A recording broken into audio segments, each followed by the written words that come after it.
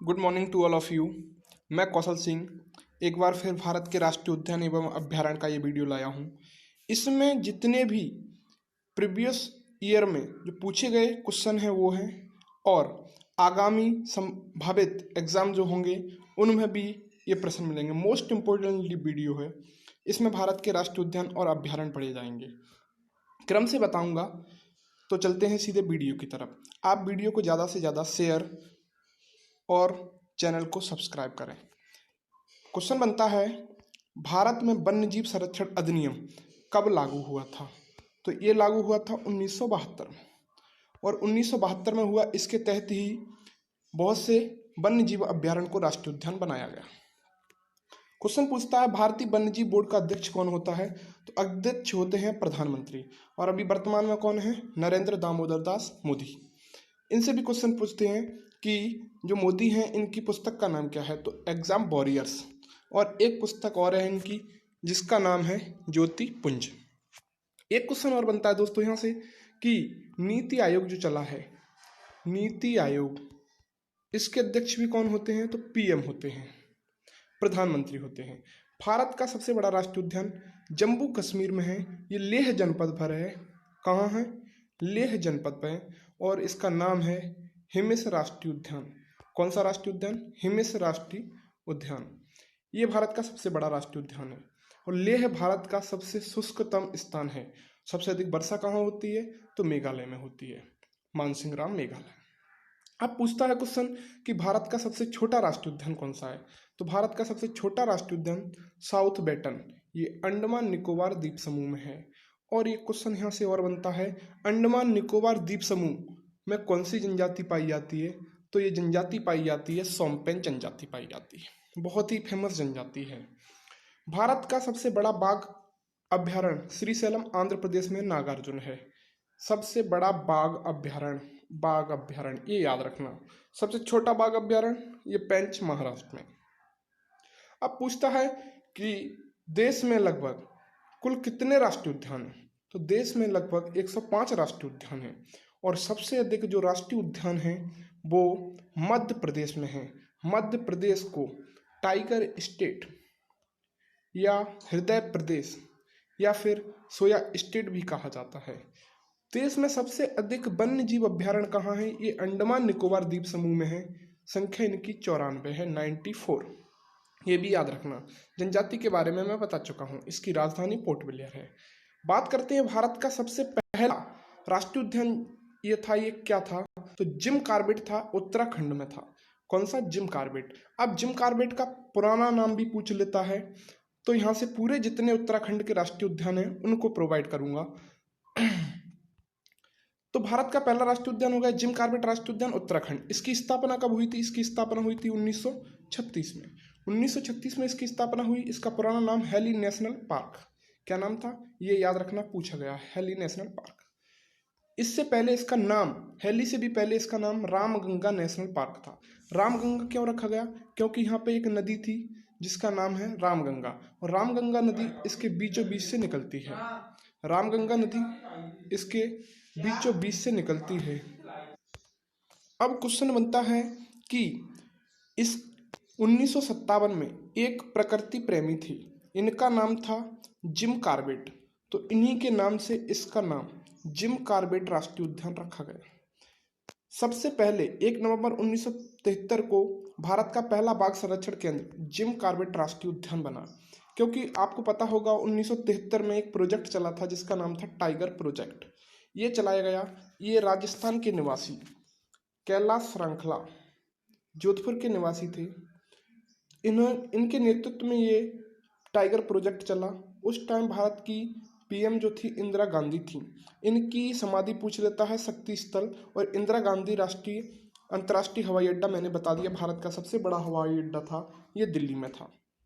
पूछता है next question जो करंट को प्रोवाइड करेगा कि कोविड-19 के लिए विशेष अलगाव जानवर वार्ड किस राष्ट्रीय उद्यान में बनाए गए हैं? तो ये बनाए गए हैं अपना ये उत्तराखंड में राष्ट्रीय उद्यान है जिम कॉर्बेट राष्ट्रीय उद्यान, यही बनाए गए हैं। अब विशेष जानवर अलगाव वार्ड क्या है?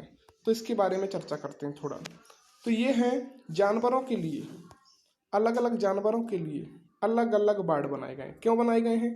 क्योंकि आपने सुना होगा 6-7 दिन पहले की बात है, अमेरिका में सबसे अधिक कोविड फैल चुका है, कोरोना वायरस, और वहाँ पे एक क्रोनक्स एक चिड़ियाघर है।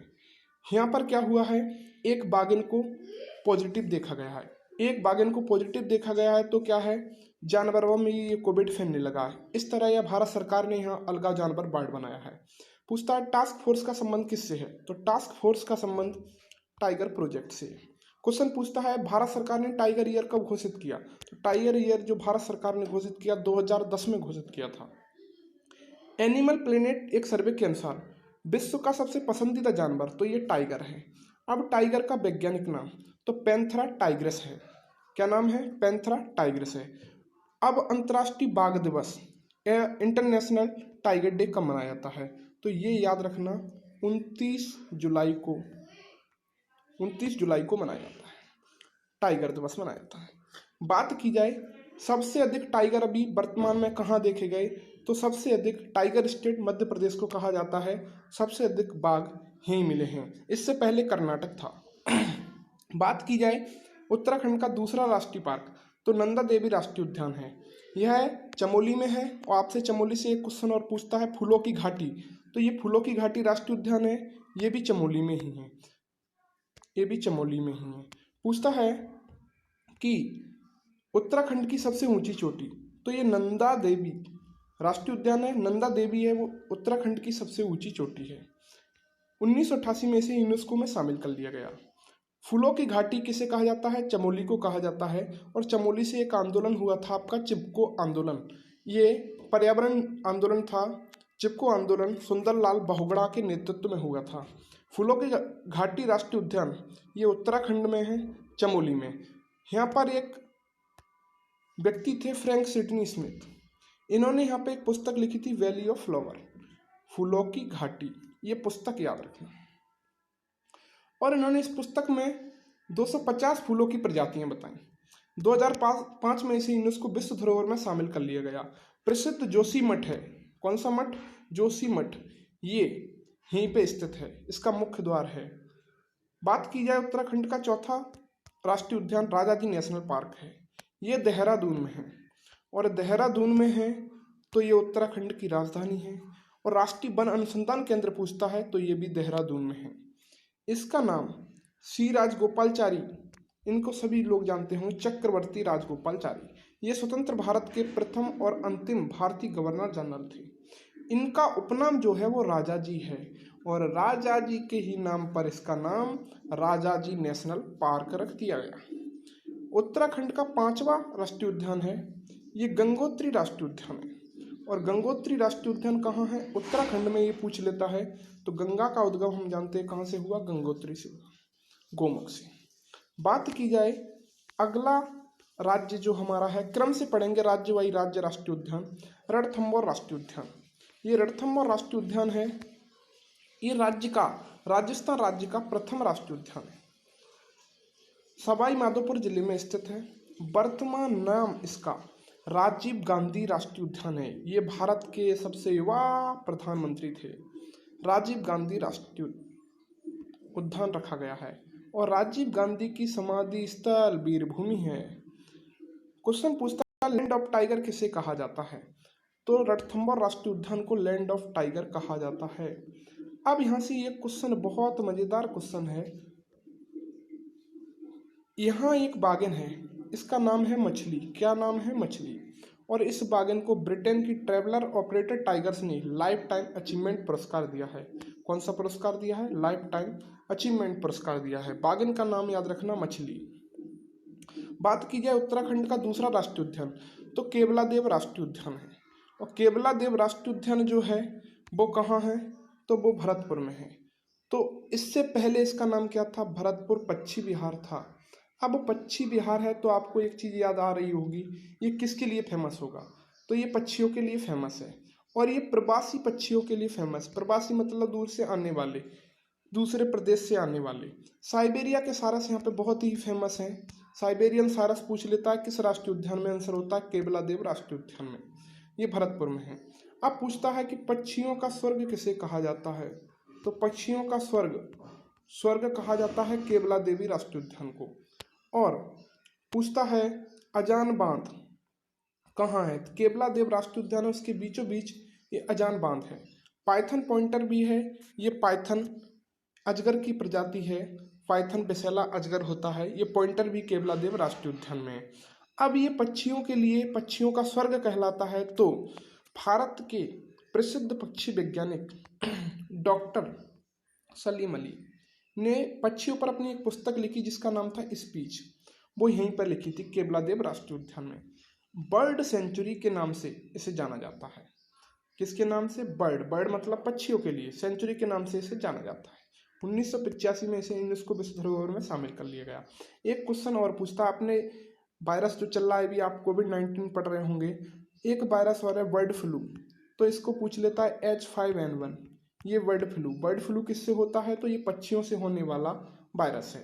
फ्लू जो कि मैंने बताया था पिछले वीडियो में, हांगकांग से चला था, फिर ये स्वाइन फ्लू, बर्ड फ्लू चले थे। बात की जाए राजस्थान का तीसरा राष्ट्रीय उद्यान सरस्का राष्ट्रीय उद्यान है, ये अलवर राजस्थान में है, यहाँ पे बंगाल टाइगर तेंदुओं के लिए फेमस है।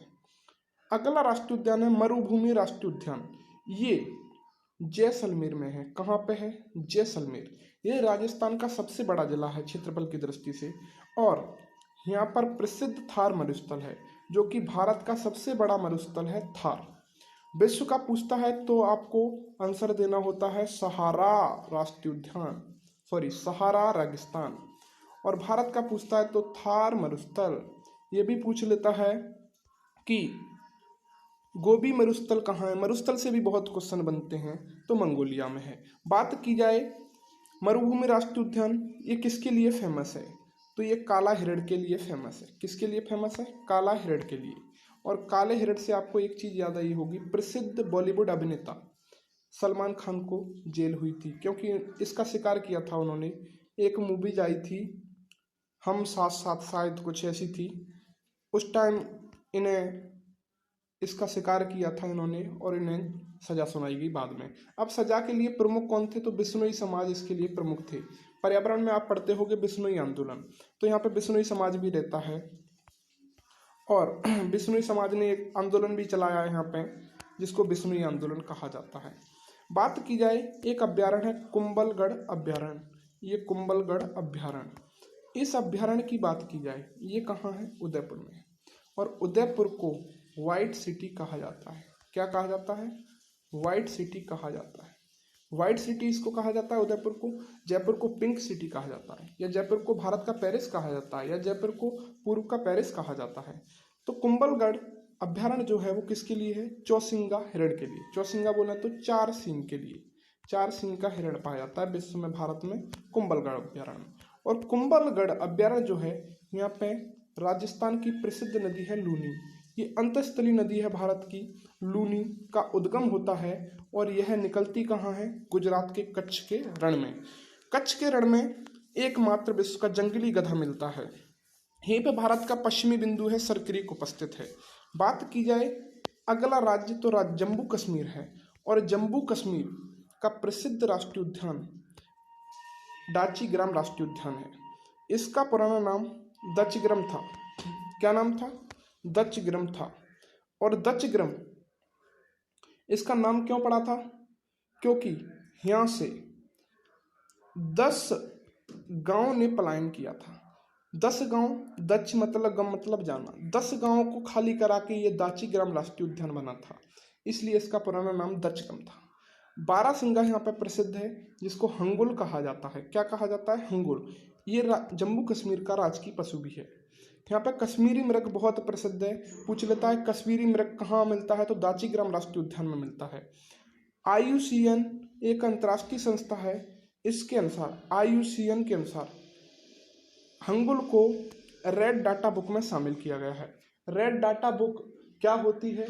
तो रेड डाटा बुक, इसमें संकटग्रस्त जीव जंतुओं को रखा जाता है, संकटग्रस्त जीव जंतुओं को रखा जाता है।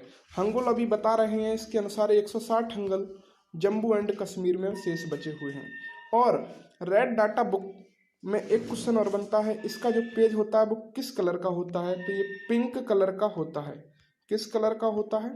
पिंक कलर का होता है। इसमें जो संकटग्रस्त प्राणी होता है उसका चित्र बना दिया जाता है। बात की जाए जम्मू कश्मीर का दूसरा राष्ट्रीय उद्यान। ये हिमिस राष्ट्रीय उद्यान है। ये भारत का सबसे बड़ा राष्ट्रीय उद्यान है जो कि लेह जनपद में है। इसके बारे में मैंने पहले ही बता दिया था। ये चिनाब नदी के पास है और भारत का करंट में कहीं पूछ ले सबसे ऊंचा पुल ये चिनाब नदी पर बनेगा। तीसरा राष्ट्रीय उद्यान है किश्तवाड़ राष्ट्रीय उद्यान। यह है जम्मू एंड कश्मीर में है। और जम्मू एंड कश्मीर में है तो आपने एक पुस्तक पढ़ी होगी राज तरंगिणी। ये कलहड़ की पुस्तक थी। इसमें जम्मू कश्मीर राज्य का वर्णन मिलता है। अब इसको फिलहाल में केंद्र शासित प्रदेश बना दिया गया है। तो इस पुस्तक में किश्तवाड़ राष्ट्रीय उद्यान का भी वर्णन मिलता है। ये पूछ ले कहीं तो राज तरंगिणी पुस्तक में किस राष्ट्रीय उद्यान का, किश्तवाड़ राष्ट्रीय उद्यान का वर्णन मिलता है। सलीम अली राष्ट्रीय पक्षी अभ्यारण्य जो है वो जम्मू कश्मीर में है। ये भारत के पक्षी वैज्ञानिक थे और इन्हें बर्ड मैन ऑफ इंडिया कहा जाता है। ये जम्मू कश्मीर में है। Bird man of India, tiger man of India. और एक क्वेश्चन और बनता है mountain man of India. Dashrath Manjhi Bihar से बिलोंग करते हैं। मूवीज भी आई थी, फेमस मूवीज थी। और एक और पूछ लेता है water man of India. Bharat के जल पुरुष राजेंद्र सिंह को कहा जाता है। आज के लिए पार्ट 1 में इतना ही। आगे नेक्स्ट पार्ट लेके आऊँगा। आप वीडियो को ज़्यादा से ज़्यादा शेयर करें तथा चैनल को सब्सक्राइब करें। और लॉकडाउन में आप सभी के लिए मेरी तरफ से यही सजेशन रहेगा कि stay home, stay safe. Thank you.